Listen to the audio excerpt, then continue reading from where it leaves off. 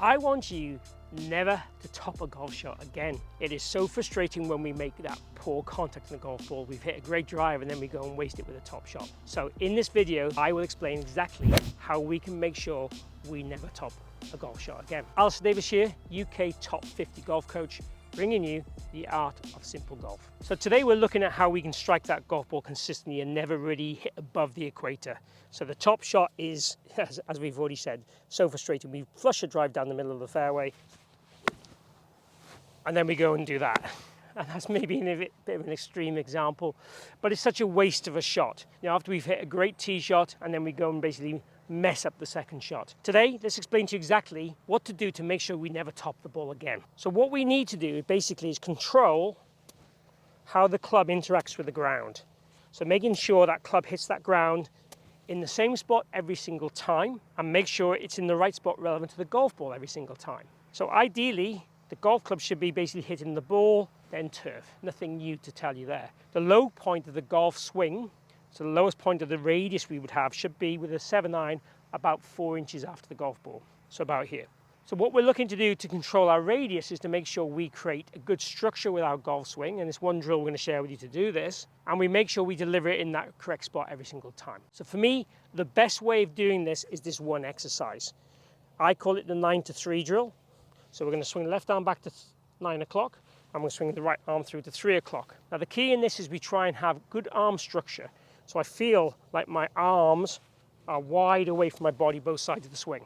With the body, I try and transport my belt buckle, okay, towards my lead leg, and I then try and push it up in the air. So moving the belt buckle forward and up helps to deliver that low point more forward and after the golf ball. Keeping the structure in the arms allows then the radius of my swing to return to the ground at the right level each time. If my arms bent different amounts and straightened different amounts, I would hit the ground before the ball or after the ball. If my belt buckle stays too centered or even moves behind the golf ball, I will then hit the ball topped or fat every single time.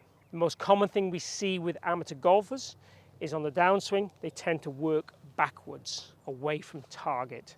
So they move their dynamic balance, as we call it, or the weight, pressure, away from the target. Now, if you went to throw a ball, automatically you'd be moving your lower half towards target. So the big focus on this drill is basically we're going to try and look at, can we make sure our arms are structured and we finish with our right hip past where the ball is. So if we take an alignment rod and stick it on the ground and we put it basically on the back edge of the golf ball, the idea now when we're hitting these 9 to 3 shots is I'm trying to finish with my knee and my hip this side of that line. The head, I'm happy with the head finishing inside my foot line, and I want to feel then the arms as structure.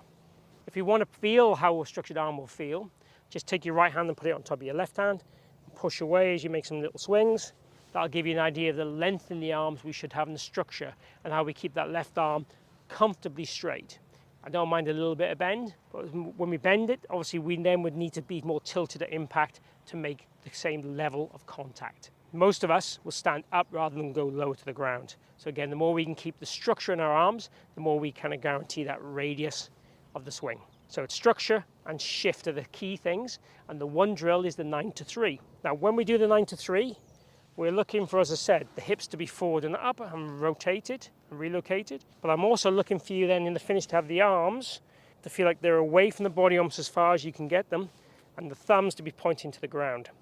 Now the reason I want the thumbs to the ground, it keeps this wrist in a more what I call flexed or flatter straight. And doing that then helps to create that kind of shaft slightly leaving the club head. You know, a lot of you will be scared when we create shaft lean, is that face going to open? Well, ideally with the rotation we have, that rotation and relocation, that also rotates the club face, so it means the club squares up and we still hit straight shots. So we're looking for consistency with this. Can we land the club the same spot every time? Can we get a similar trajectory every time?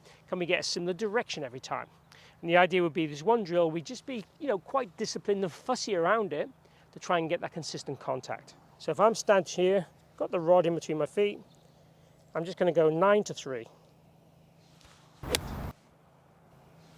Club pointing to the ground, thumbs pointing slightly to the ground, and that one there has probably gone 130 odd yards with a little 7-9, not hitting it hard, but I'm just looking at the fussiness of the positions. And if I don't get in the right position in the end, I want to be readjusting, altering, and using that as a learning method to make it better for the next swing. So we go again.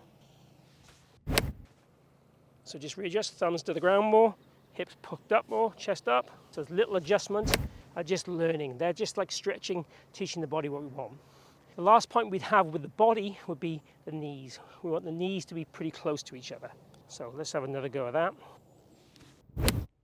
Knees touching, head up and back, and hold that position till the ball pretty much lands. That's what we're looking for. We're looking for that consistency of contact, a nice little bruising of turf, a divot after the golf ball every single time. So this really trains us to be really good at impact, and it does lots of things. If we get the right body positions, it gets the right sequencing. That's going to help the direction of your swing. Structure of the swing gets the contact, shifting gets the low point. So it's one drill that does a lot more for us, but ultimately what we're looking to do with this video is make sure we do not top the golf ball ever again by making sure we get this structure and little exercise really disciplined and nailed down, and then transport that into our real swing. Let me show you how to do that. So the real swing on the golf course would involve for me a little practice swing, kind of 9 to 3. Stand behind the golf ball, line up as we would do normally, pick a spot to aim at, get into the shot, be comfortable. And again, as regards thinking, we just want to be thinking, can I make a nice swing and shift through the golf ball and be committed? And that one there, beautiful strike. Just a tiny, tiny, tiny draw. Really, really happy. And it felt easy and effortless. All I was thinking about is that, again, the muscle memory I have from that little practice swing, that little rehearsal swing. So one rehearsal, go and hit the shot, simple thoughts. Normal backswing, be committed, shift through the golf ball correctly, and play your best golf.